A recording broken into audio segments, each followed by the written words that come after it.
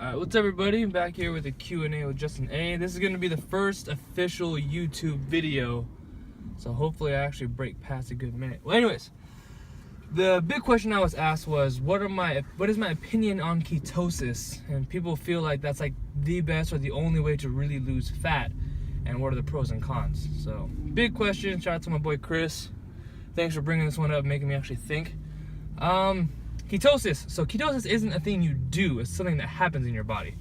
So pretty much when your body's primarily running on fat only is when you're in ketosis. So when you're sleeping, your body's burning fat. You're in a ketotic state, whatever. I'm not a nutritionist or anything by training. I learned a little bit while I was in school and from experience. So, don't hold me 100% to what I'm saying. This is my opinion.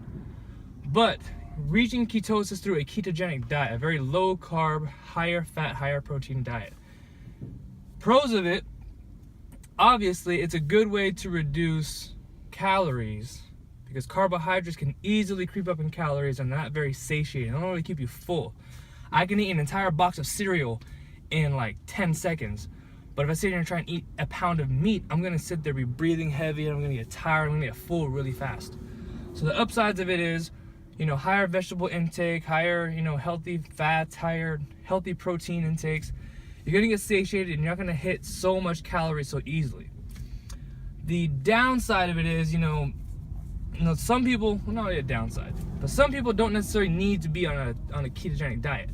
People who metabolize carbs very easily, people you see who are super tall, skinny, who can eat a lot of food and never gain any weight, obviously they don't have to be on a ketogenic diet. They don't have to get into ketosis to have any weight loss.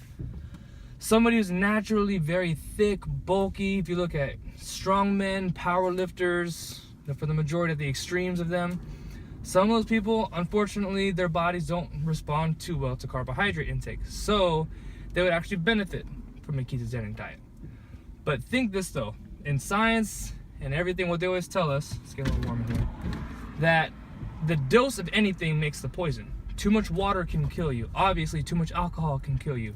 A certain amount of medicine for one person might be dosed differently for another just because of their size, their weight, or their unique tolerance to it. So that being said, whatever you eat, it changes, the necessity depending on you and your unique metabolism, your unique body type. As well as, your body will always learn how to digest whatever it is you feed it.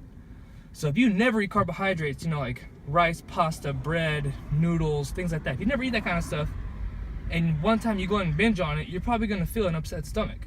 Now, chances are you might, but there's a chance that you might not.